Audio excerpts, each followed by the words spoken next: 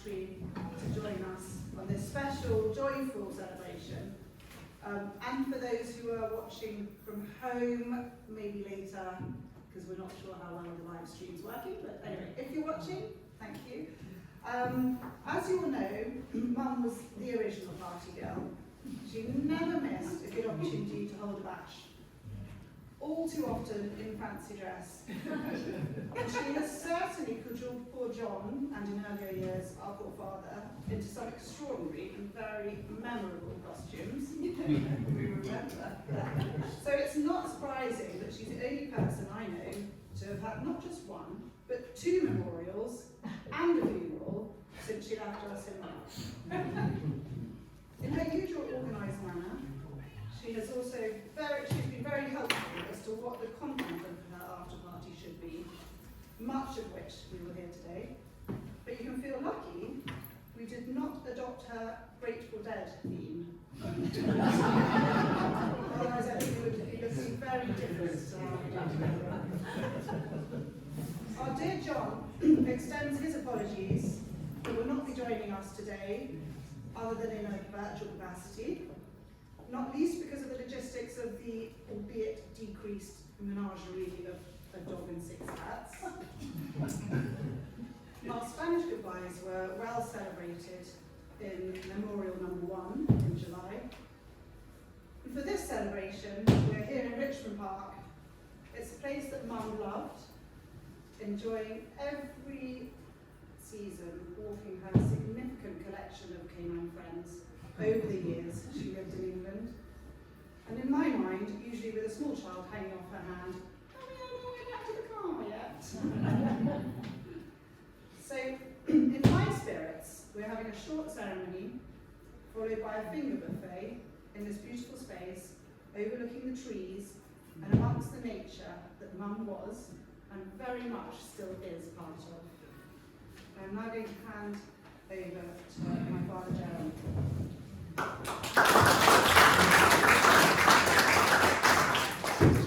Well, if I can just echo Chloe's words, it's great to see so many people there, many of whom have come from long distances, across the waters, Spain and so on.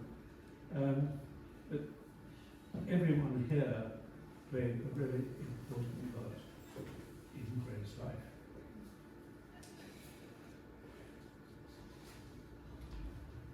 So I just want to give a snapshot of some of the things that we did when we first met and to our life after that. How do we meet? Well, we met, we were living with Father and us, we were living down in Brighton. Well, actually Hove as opposed to Brighton. And Gray's parents moved into the flat above us, and they had lived abroad in Africa and Iraq most of Gray's life, and so they came back, and what did they do? They had a party. I think Gray must have inherited this desire for parties. So that's where we met, at this party. And I must say I rather like the look of Gray. And tried to work out how to sort of meet her again. And I decided that I knew where she worked, which was actually just around the corner from where we were living. And I knew that she came home from lunch every day. So I thought, well, if I parked my car outside, it wasn't a very grand car, it was a Citroen Dushabert, so a very humble kind of car. And I thought, well, if I sort of pretend as I'm doing something to the car, living under the bonnet, which is not a place people normally find me. And sure enough, along she came, and we struck up a conversation, and one thing led to another, and that was a good start. Fortunately, she didn't interrogate me too much on the makings of motor engines, but I think she was remotely interested. So that was a major thing we had in common, along with many, many other things. She had lived, as I said, most of her early life abroad in Africa and, as I said, in Baghdad. And I think that kind of life really led to the sort of very open approach she had, the uninhibited approach she had to many things, and sometimes one might even say unconventional. But that was her beauty. I remember once she came. I had just started at Cambridge, and so she arrived at Cambridge completely unannounced, unexpected, before the days obviously of phones, mobile phones, and so on. And I hadn't arranged anywhere for her to stay. The conventional way was to sort of try and get your girlfriend over the high wall of the college. But I didn't think I would try that on this occasion. So there was nowhere else for to go. So we stayed in my car. It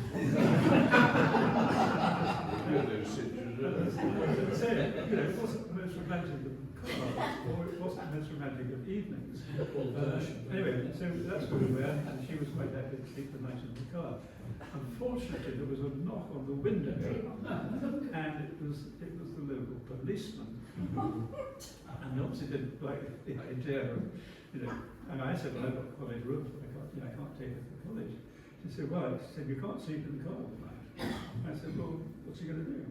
She said, well, she can come to the police station. And she said, I'd love to sleep in the car.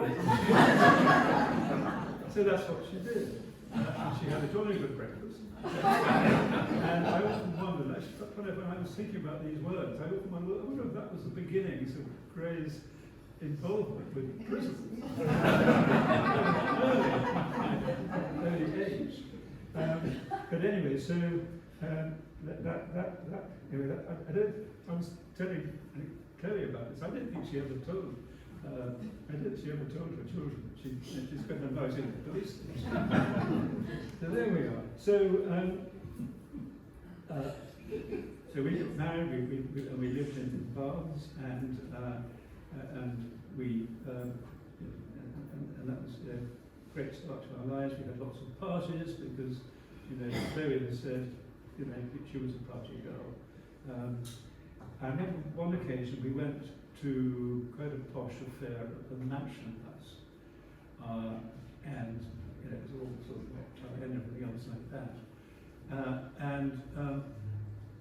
So we arrived. I think we were probably a bit late, and so we walked into one of the rooms where the reception was being held, and you know what it's like when you walk into a room and you don't think you ought to be in that particular room. Because there were a lot of people, men anyway, dressed up in very smart city, white and everything else.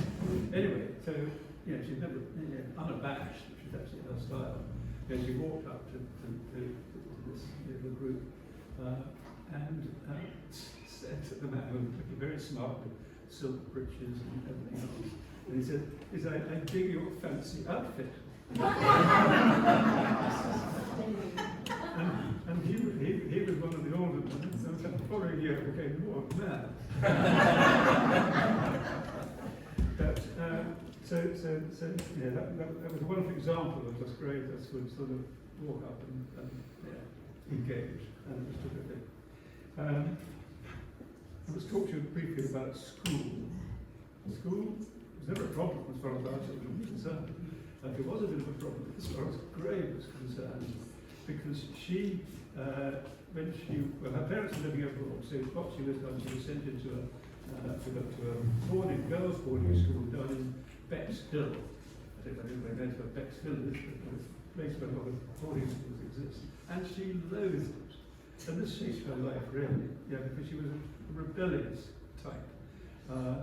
And although I think actually she's got a lot of friends who go back to those school days.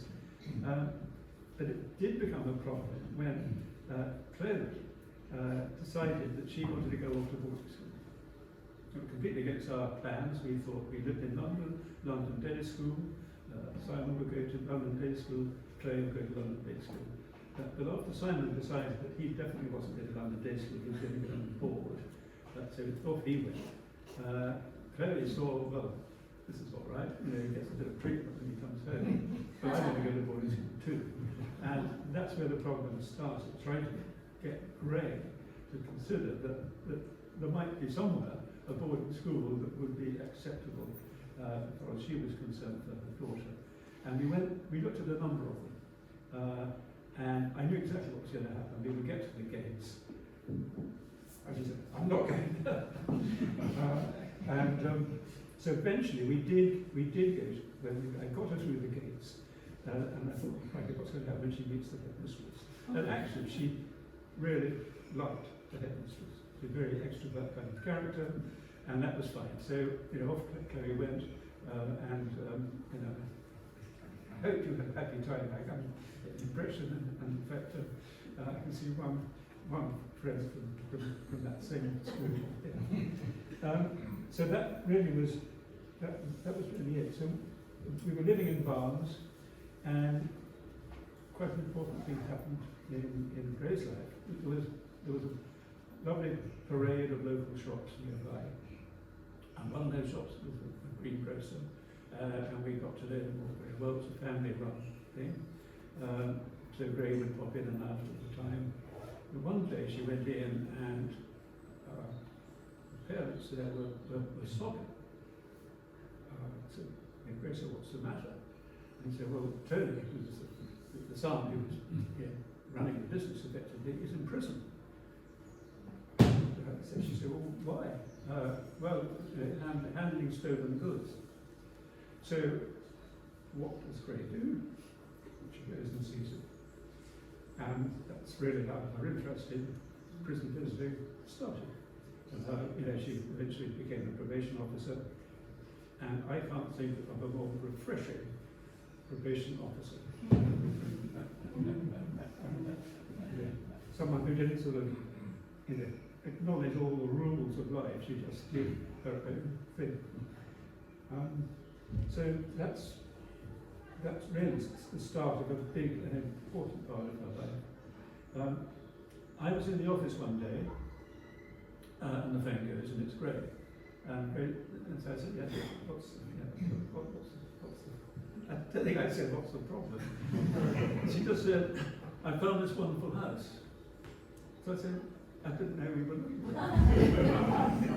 "Oh yes," he said, "but you must come and see it. It's by the river and blah, blah, blah." So we went to see it, and we eventually bought the house. That was just the kind of thing she would do. She was, sort of, I wouldn't say an unguided missile. That sounds a bit sort of dangerous, or perhaps she wasn't. So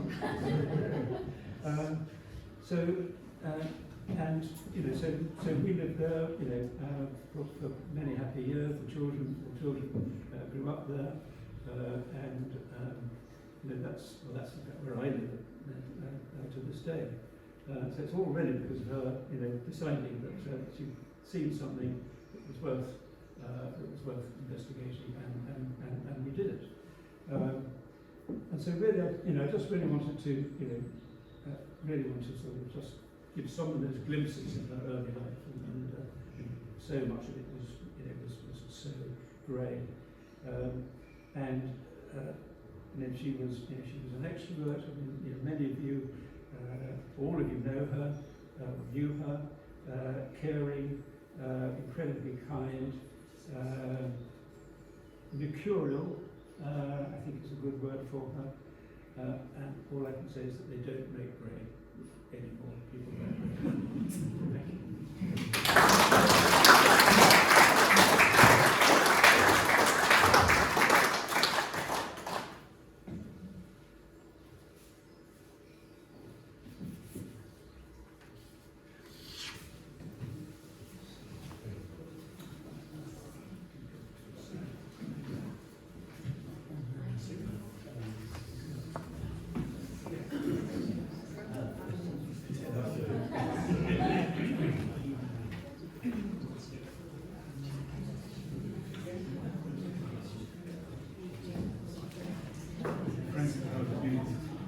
coming.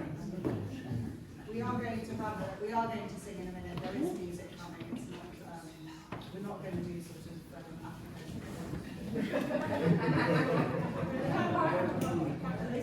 The band not turned up. the band's just preparing in the background. It's just preparing in the background. Don't feel you have to stand. You can if you want. But you do have to sing.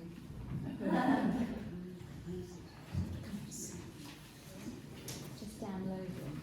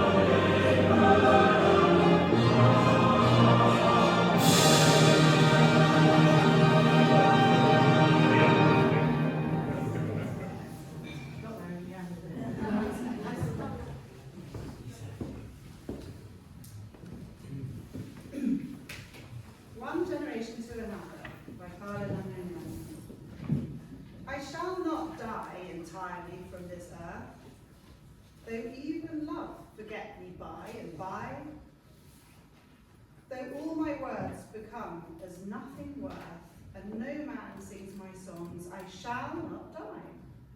In after years, part of my life will be at play about the meadows and the streams, for I have set my immortality further than songs can go, deeper than dreams. So when a child, on some farm morn astir with April promises, runs in and spills, beneath the portrait of his ancestor, a tumbled heap of meadow daffodils, he will not know his eyes are bright, because a child of long ago loved flowers too, and that strange lady in the picture was as pleased as he when April skies were blue.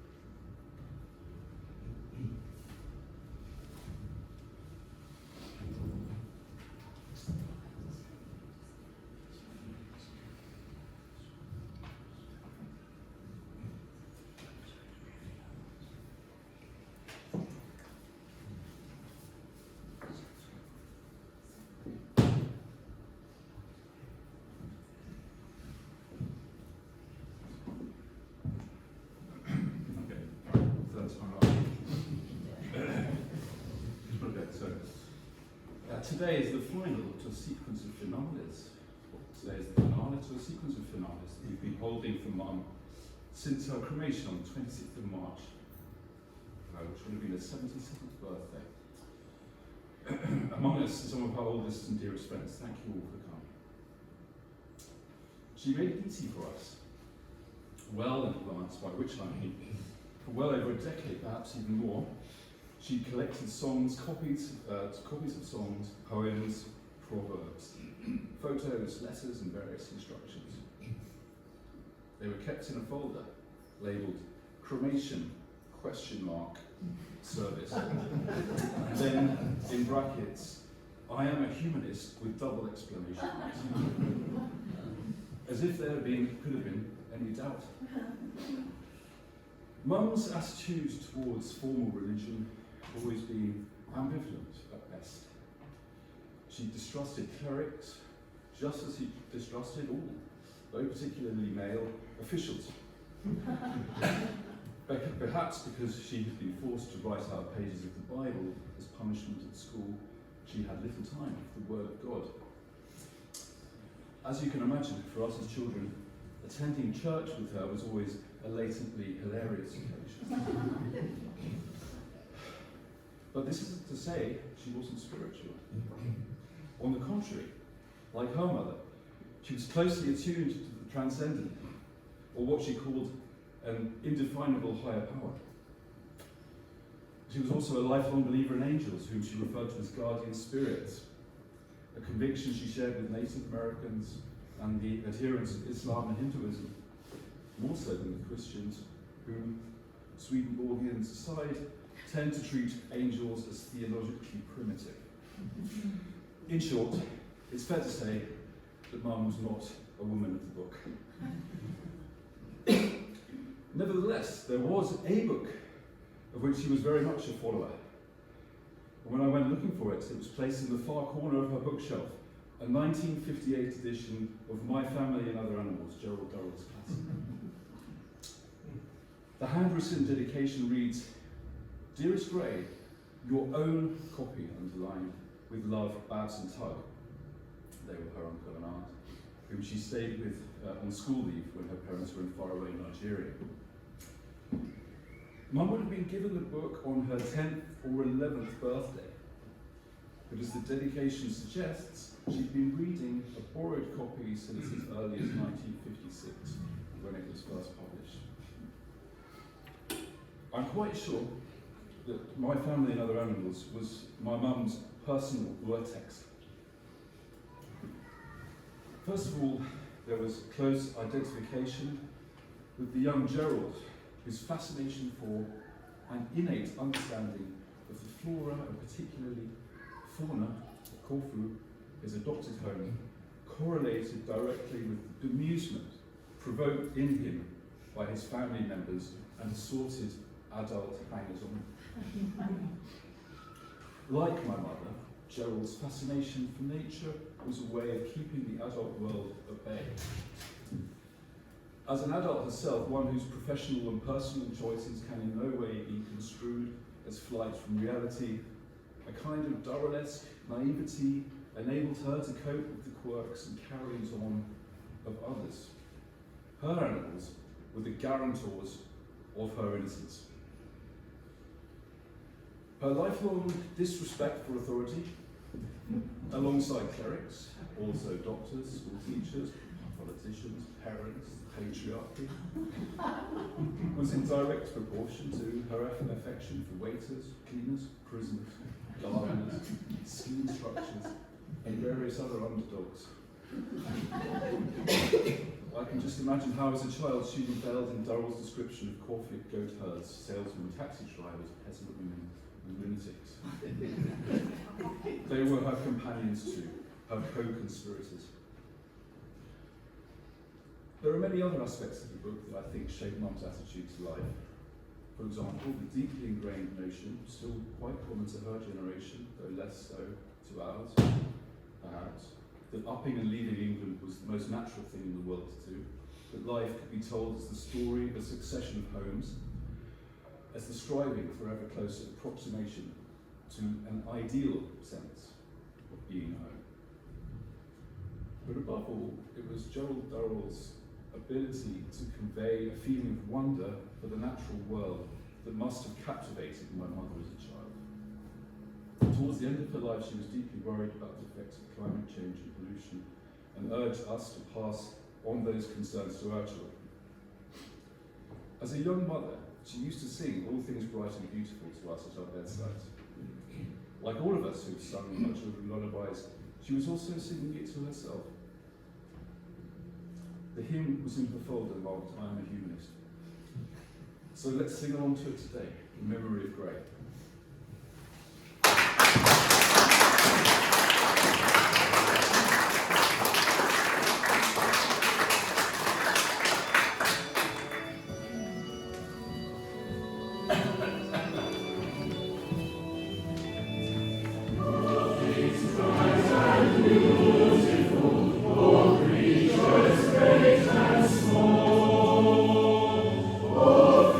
Wise and wonderful,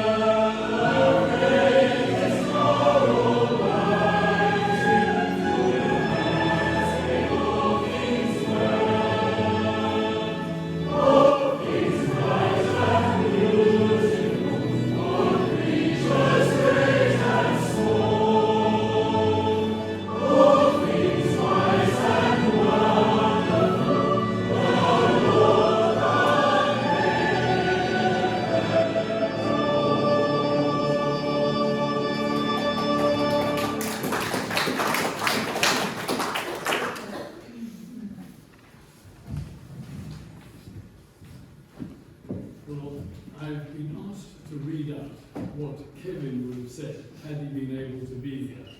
So I'm just going to start with that. And he says, I first met Gray at the same time as Jeremy did. We were living with our father and Joe at their flat in Adelaide Crescent, Home. Gray and her parents lived in a flat upstairs. We probably met on the stairs, and pretty soon they came calling. And it wasn't long before Jeremy and Gray went on their first date. I clearly remember the event. Jeremy took Gray off in his Triumph Herald.